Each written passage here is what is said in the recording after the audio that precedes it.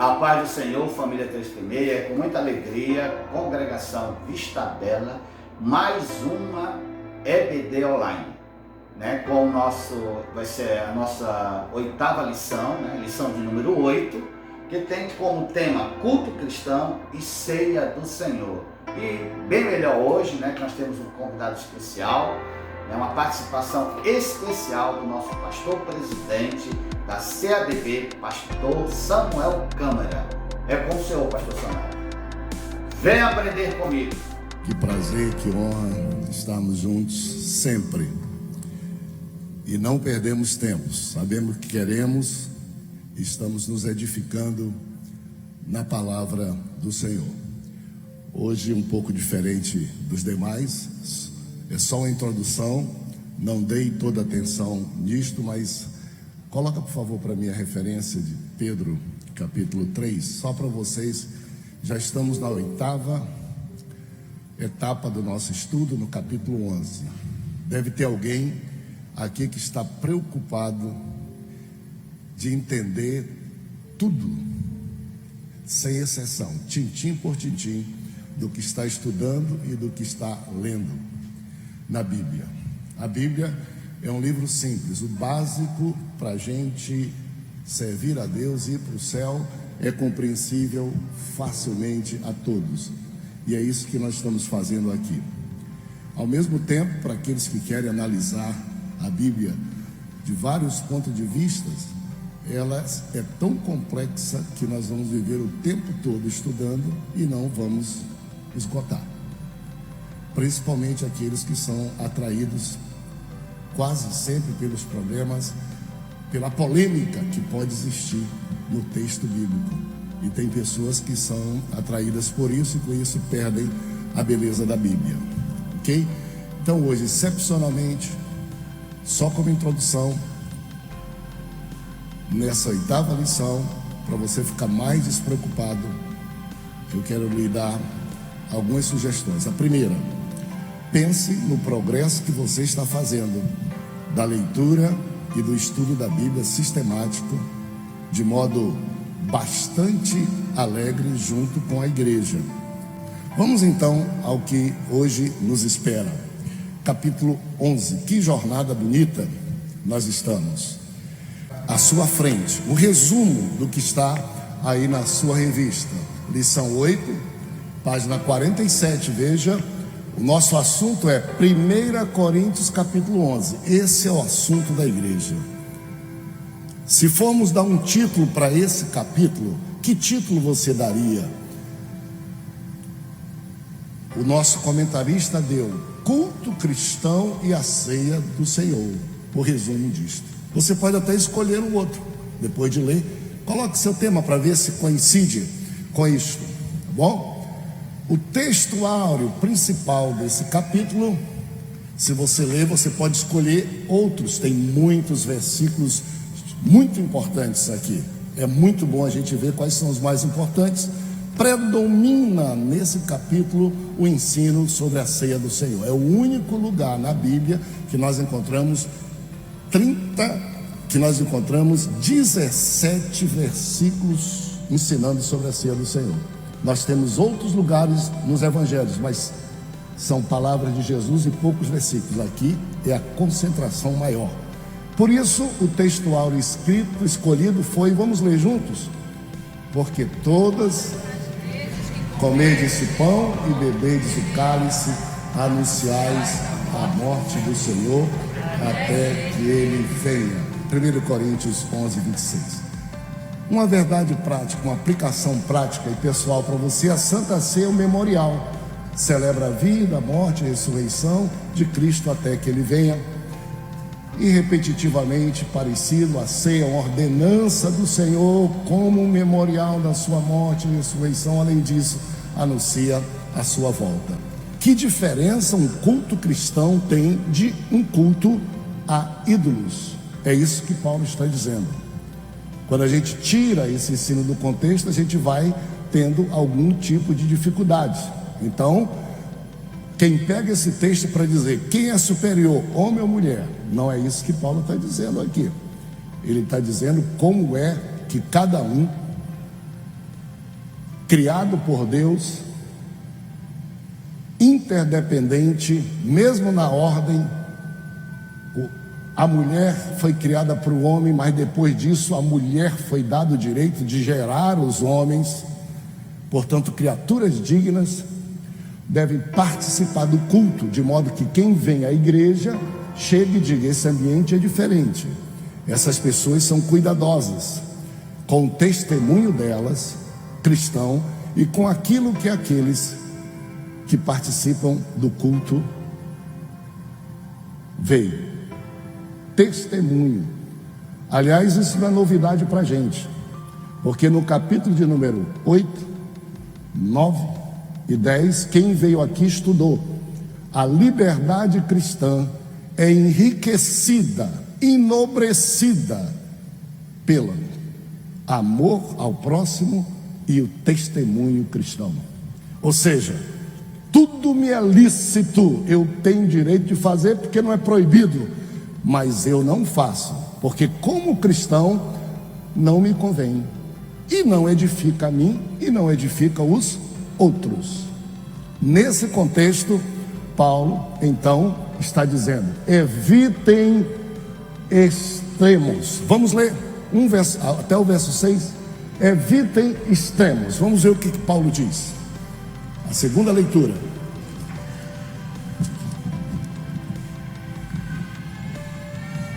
Sede meus imitadores, como eu sou de Cristo. Olhem o meu exemplo.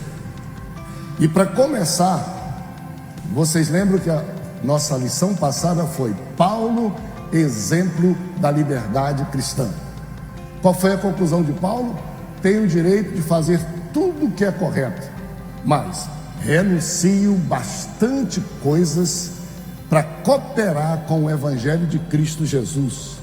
Me faço de fraco com os fracos para salvar alguns, de forte com os fortes para salvar outros, de judeu como judeus, para que eles também sejam salvos. Tudo que é possível eu fazer e abrir mão, eu faço para que o Evangelho seja compreendido de modo melhor. Ele foi além. Então ele diz: evitem extremos. Quais eram os extremos? O extremo era, naquele tempo, na sociedade grega, nós estamos falando grego, o maior celeiro de filósofos do mundo, àquela época, qualquer literatura que você pegar vai dizer que mulher é um ser inferior, que não possui alma, não precisa de religião e, portanto, não tem o que dizer para o resto da sociedade. Isso é a filosofia daquele tempo. Esse era um extremo. O Evangelho veio e disse: não, tem nada disso. Seres humanos iguais, criaturas de Deus, têm alma e espírito, são completos, precisam do Evangelho de Cristo Jesus, homens e mulheres. Bom, a liberdade cristã. Na Bíblia tem um texto em Gálatas que diz assim: não useis da liberdade cristã para dar lugar à libertinagem. O extremo outro é: aqui, mulher não tem valor nenhum senão para procriar e ficar em casa. O Evangelho é: em Cristo, homens e mulheres são iguais. Aí, as mulheres de Corinto disseram: já que nós somos iguais, joga no lixo tudo que existe de cultura e de costume. Não importa, não vou mais sair de casa com roupa própria de mulher, não vou usar véu de jeito nenhum, sou livre. Com isso, prejudicaram a si próprios, seu própria honra, prejudicaram a sociedade e desordenaram, trouxeram desordem para a igreja. É o que nós vemos por aí, todo mundo sabe. É 880 extremos. O apóstolo diz: calma, negativo. Vocês são livres, mas mantenham o bom testemunho e os bons hábitos da própria comunidade, da própria sociedade. Entre eles, o uso do véu, que na sociedade antiga dizia: sou uma mulher honrada, sou casada e sei o que quero. Se vocês não fazem isso, é tão simples essa discussão, que para a nossa sociedade aqui, eu sou muito bem casado, graças a Deus, com a Rebeca, como vocês são. De vez em quando, e nessa pandemia principalmente, os médicos recomendaram que não era bom usar relógio, não era bom usar anéis, e a gente se acostumou para poder ficar lavando a mão o tempo todo. Quase sempre quando eu saio, a Rebeca diz: cadê a aliança? Cadê a aliança? E quase sempre, ainda hoje, não é fechado, mas um pouquinho mais atrás, a gente queria saber quem é um homem casado ou uma mulher casada. Olha o que? Aliança. No mínimo coloca em dúvida: é solteiro ou é casada? Merece um galanteio ou não merece? Se eu fizer um psiu para ela, eu ofendo só ela ou ofendo o marido dela, os filhos dela? Que confusão eu estou me metendo se dissermos que não há nenhuma convenção capaz de dizer que mulher deseja ser tratada com honradez, principalmente se é casada e principalmente se é cristão. Então, este protocolo, eu me utilizo dele. No caso de Paulo, o véu para as mulheres. Tranquilo como isso, nada mais diferente disso. Algumas pessoas dizem, e vale para o homem e para a mulher. Observem na Bíblia, a gente só olha mulheres, mas Paulo começa pelos homens. Verso de número 2, olha.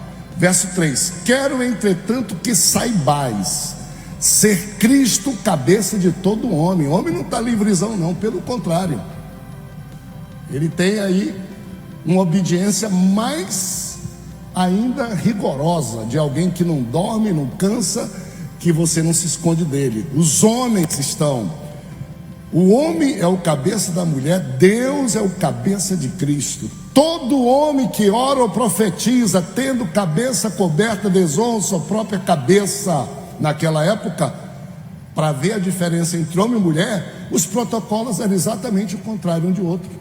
Como é que se conhecia um homem e uma mulher? Aliás, hoje nós estamos com um problema grave.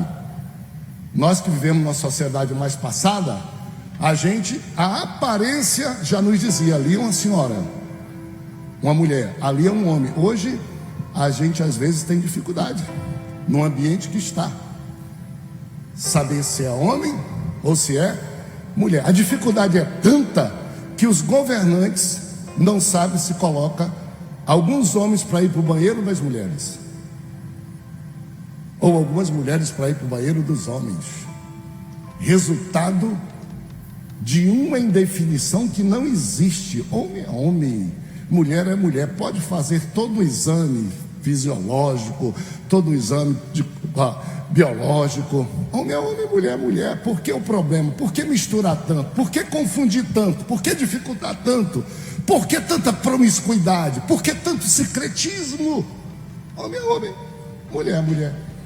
Que tal você aí, ouvindo a pregação, uma pessoa cantando ou profetizando, você olha e diz: espera aí, é um homem ou é mulher?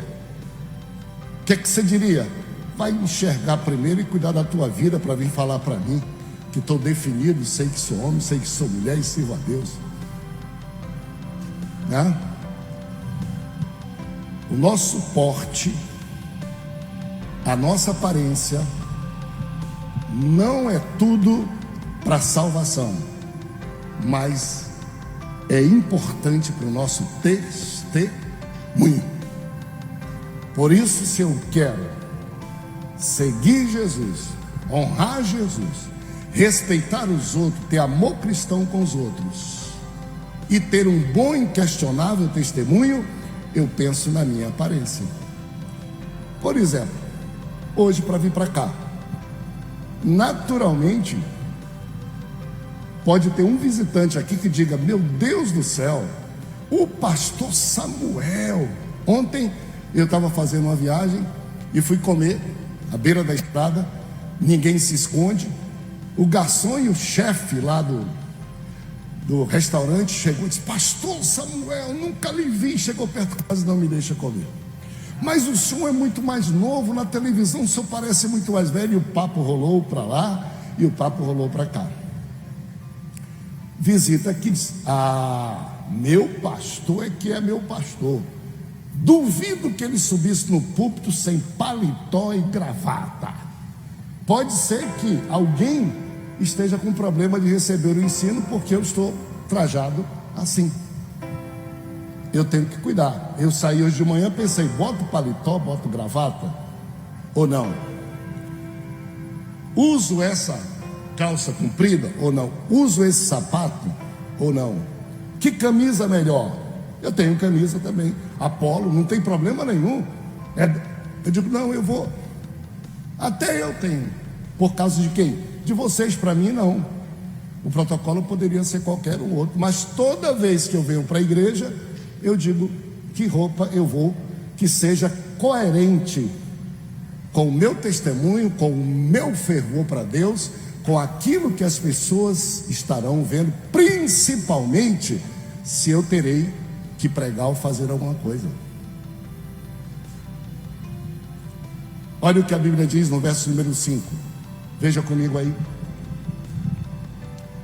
A mulher e o véu. Toda mulher, porém, que ora ou profetiza com a cabeça sem véu, desonra sua própria cabeça, porque é como se estivesse raspada. Olha a palavra. Toda mulher que ora ou profetiza. Está falando do culto cristão, da participação.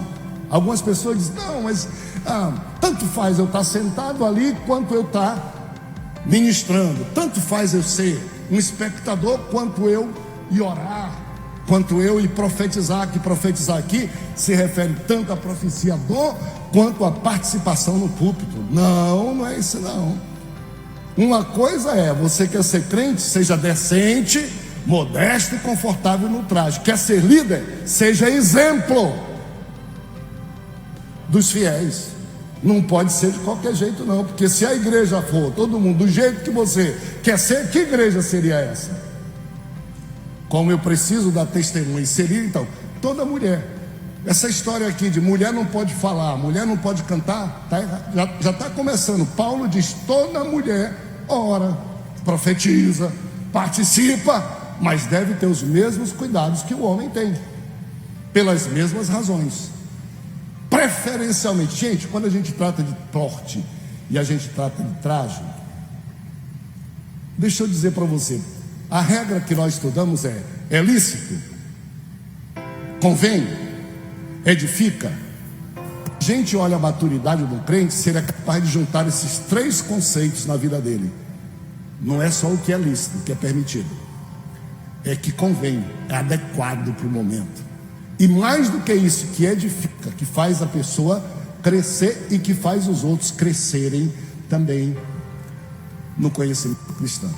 Quanto mais maduro e responsável for o líder, ele junta essas três coisas, ok? Falando especificamente sobre traje hoje em dia, o que está mais comum é roupa unissex. Essa será uma tendência maluca. Para nós não afeta nada, nós estamos definidos quanto ao que queremos. Quais são os requisitos para traje, para aparência, que a Bíblia ensina? Primeiro requisito é da identidade. Ou da identidade. O que quer dizer isso? Quando eu olhar uma pessoa, não preciso duvidar se ela é homem ou mulher. Por isso que a Bíblia diz, e ela rechaça comportamento que confunde isto. Você imagina um momento que o mundo não vai chegar por causa de pessoas sérias. Às vezes não é nem crente, porque tem alguns crentes que são tão meninos que é pior do que o incrédulo. Muitas pessoas sérias no mundo que não vão admitir o fato de serem confundidos. Vem cá, minha filhinha, se o cara é um homem. Galanteios para um homem ser a mulher. Não, de cara, de longe. A identidade, o gênero, não dá para duvidar. Me ofenderia? Eu me ofenderia, sim. Se não ofende você, azar teu. Mas me ofenderia que alguém olhasse para mim e visse em mim uma mulher e me tratasse como tal. Primeiro, eu ia dar uma bruta de uma esculhambação. Talvez até desviasse o braço um pouco e dissesse: Jesus, eu continuo crente, mas o braço eu vou dar um murro. Segundo, eu iria para casa perguntando: o que é que eu estou fazendo que as pessoas não sabem se eu sou homem ou sou mulher? Onde é que eu estou errando? Tá? Então, o primeiro princípio da aparência do traje, do porte do crente é homem ou mulher? Viva como tal, se traje como tal. Segundo, decência. Não basta eu me trajar como homem ou como mulher. Eu posso estar com essa roupa e a minha camisa ser a mais fina e a mais apertada possível, e a calça, uma calça que a minha esposa diz que você lava ela no corpo para ela colar, como hoje é normal, e que você pretende expor o que você deveria proteger. E sua insegurança é tão grande que você pensa que os outros homens são diferentes de que você, escultura, e você pretende realçar aquilo que a Bíblia diz que são as coisas que merecem maior honra, são aquelas que a gente resguarda mais. Um homem poderia ser indecente. Primeiro, identidade, homem ou mulher. Segundo, decência. Não venha para a igreja, eu diria, não viva indecentemente, e não venha para a igreja indecentemente, e por favor, não suba no púlpito da igreja de modo que você sabe que é indigno e indecente. Esse lugar aqui não é para desfile de beleza, não é. E mais, se quiser subir, pode saber que tem reprovação de Deus e a igreja não recebe. Isso acontece. Às vezes estou sentado aqui, eu olho, eu pastor, e olha que eu conheço, olha que eu sou tolerante, e eu olho e digo: poxa vida, essa irmã está perdendo a maior oportunidade que ela teve na vida, de estar no púlpito, e no púlpito ela está dando o pior testemunho, não vai mais subir no púlpito. E eu nem brigo, tu sabe, eu não sou pastor dizendo sobe ou não sobe, tira, tem pastor que tira do púlpito, eu não tiro. Se subir, eu deixo subir. Até os irmãos repudiam. Às vezes vem falar comigo: pastor, eu digo: o que é que você achou? Esse pastor não deve subir no púlpito. Que bom que você está saudável. Não é só eu que tenho que fazer juízo. Não vai subir mais. Eu vou procurar o líder do louvor e tu dizer: meu amigo, que é isso? Quem quer ser líder? A sua liberdade está limitada ao bom testemunho e ao respeito ao público que existe. Está libertado, ok? Então, mulher e véu, nada mais do que isso. Naquela ocasião era. Aqui eu vou dizer, por exemplo, venha uma pessoa pregar, seja mulher ou seja homem, vem aqui com roupa da academia de jogging. Vá para a academia com roupa de jogging, se possível. Seja a pessoa mais decente da academia, hein? Para cá é outra. Ah, pastor, mas eu sou livre, eu posso vir todo de bermuda. Você é livre. Se você chegar de bermuda, tem igreja que não deixa você entrar. Aqui você entra, fica sentado aí para aprender e ser crente direitinho, até um dia que você vai dizer: se eu estiver pronto e maduro, eu vou para lá, mas eu não vou de bermuda para o culto lá, para ensinar para os irmãos, não, porque os irmãos ainda não gostam disso. E a igreja precisa ser respeitada como autoridade do Senhor Jesus, que nós estamos aqui, sim ou não? Era isso. Ceia do Senhor.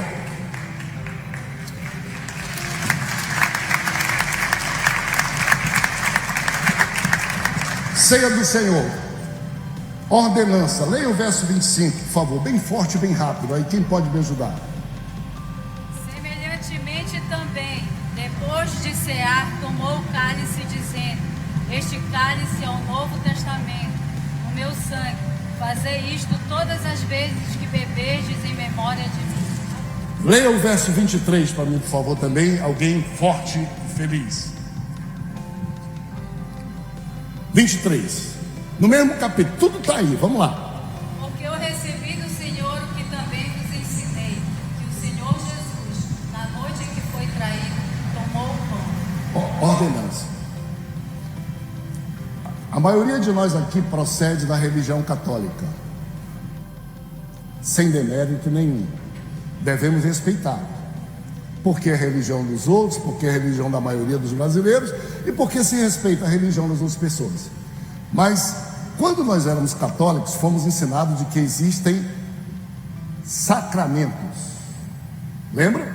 7 sacramentos na igreja católica, que eu não vou me lembrar dos 7 agora, porque já faz um tempinho. Aliás, eu nasci lá evangélico. Mas o primeiro sacramento é qual? Batismo. Se não se batizar quando nasce na igreja católica, é pagão, não vai para o céu, não pode ser casado, não pode ser sepultado em cemitério católico, não tem chance nenhuma, é pagão. Nós somos considerados pagãos para a igreja católica na sua realidade. Por quê? Porque nós não nos batizamos lá. Escute, quando os evangélicos surgiram no Brasil, os cemitérios eram administrados pelas igrejas católicas. Os filhos dos evangélicos não podiam ser sepultados em cemitérios católicos. Nós temos igrejas nossas ainda no Nordeste e em Minas Gerais, que atrás da igreja nossa é um cemitério, porque lá não é possível sepultar os filhos no cemitério normal, porque a igreja lá diz: é batizado ou não? Então aqui não sepulta não. Aí vem depois primeira comunhão, depois vem casamento, é um, depois penitência é outro, depois eucaristia é outro, depois crisma ou extrema-unção é outro. São 7. O que significa isso? Nós fomos ensinados assim. Antigamente, nenhuma missa acontecia sem que houvesse hóstia e vinho, porque missa significa sacrifício, e porque a hóstia e o vinho na missa significa Jesus sendo crucificado novamente, literalmente, para poder nos ajudar, aqueles que na missa estavam e participaram da Eucaristia. Não estou falando mal, estou dizendo a verdade. A fé que nós recebemos dizia que isso é um sacramento. Sacramento é: se você não fizer isso, você não pode ser salvo. E cada vez que você faz mais uma vez isso, você melhora a sua condição diante de Deus. Isso é que é sacramento. Sacramento é meio de graça para salvação e para perdão. Essa é a realidade, que eu não estou aqui dizendo para afrontar ninguém, é porque nós estamos estudando, ok? Lamentavelmente, nós evangélicos, nós queremos trazer um pouquinho disso para a vida da igreja, e nós nos referimos à ceia como sendo um sacramento. Não existe sacramento na religião, na fé evangélica. Pela graça sois salvos por meio da fé. Isso não vem de vós, nem de ceia, nem de batismo, nem de casamento, nem de crisma, não vem de vós, para que ninguém se glorie. A salvação é ato de Jesus, sem precisar de nenhuma ajuda futura, se você não desmanchar a sua salvação. Isso ficou bem representado na cruz do Calvário. Ladrão, péssimo ladrão, hoje mesmo estarás comigo, não deu tempo de fazer nada. Então quem crê em Jesus Cristo e se arrepende, recebes antes de ser batizado. Por isso nossas crianças não são batizadas como crianças, porque nós não temos medo de que elas vá para o inferno, porque não foram batizadas. ok? Então é ordenança, não sacramento. Por favor, tire essa palavra se puderem, tá bom? Segundo lugar, os elementos. Nós já lemos verso 25: tomando o pão deu graças e disse: isto é o meu corpo, fazei isso todas as vezes que comerdes em memória de mim. Por semelhante modo, depois de haver ceado, veja aí verso 25, 23, 24, verso 26, tomou o cálice e, tendo dado graças, deu aos seus discípulos, dizendo: este é o novo testamento do meu sangue, fazei isto todas as vezes que beberdes em memória de mim. Ok? Não vou entrar nesse detalhe dessa picuinha pequena, mas existem muitas igrejas. Querer decidir. Quando a gente ora por o pão a gente compra na padaria. Nós falamos aqui sobre alimento e ídolos, e dissemos: separa as coisas. Uma coisa é alimento, outra coisa é ídolo. Ídolo existe para quem crê e quem constrói. Para nós não existe.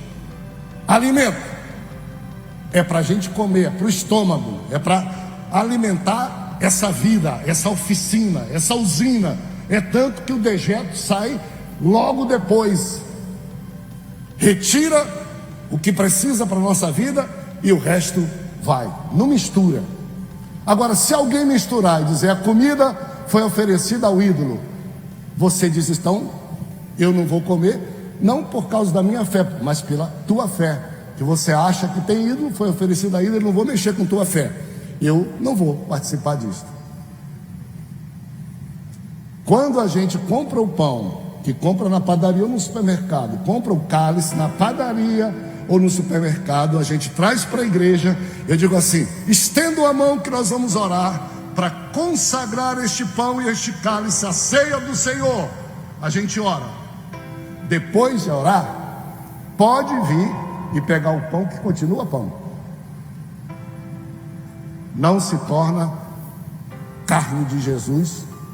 Ele representa, é um símbolo, é uma memória própria, mas não vira carne não, como alguns, inclusive em algumas igrejas evangélicas, querem supervalorizar e mistificar.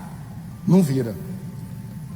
Quando a gente pega o cálice, vocês tomam o cálice, se você não fizer discernimento, e se você não fizer o que a Bíblia diz, não é? Discernir na sua mente e coração a memória de Jesus, aquilo ali é suco de uva. E continua sendo suco de uva. É isso que a Bíblia diz: não beba indignamente, não coma sem discernir. É um símbolo. Continua pão, continua cálice. Para outro é só uma comida comum, para você passa a ter um significado, é uma memória. Ceia é para quem está vivo, para quem é capaz de ter sentimento, para quem é capaz de relembrar a morte, a ressurreição, para quem está esperando a volta de Jesus. Ceia não é comida para quem está com fome, para o estômago, até porque é muito pequeno o pão e muito pequeno o cálice. Está em você processar o valor da ceia. Por isso, uns tomam ceia e parece que são essa pedra de mármore aí, não acontece nada na vida dele. Ele toma, está acostumado, vem. Outros pegam o pão da ceia e o cálice começa a tremer, começa a dar glória a Deus, começa a se sentir alegre, começa a chorar. Por quê?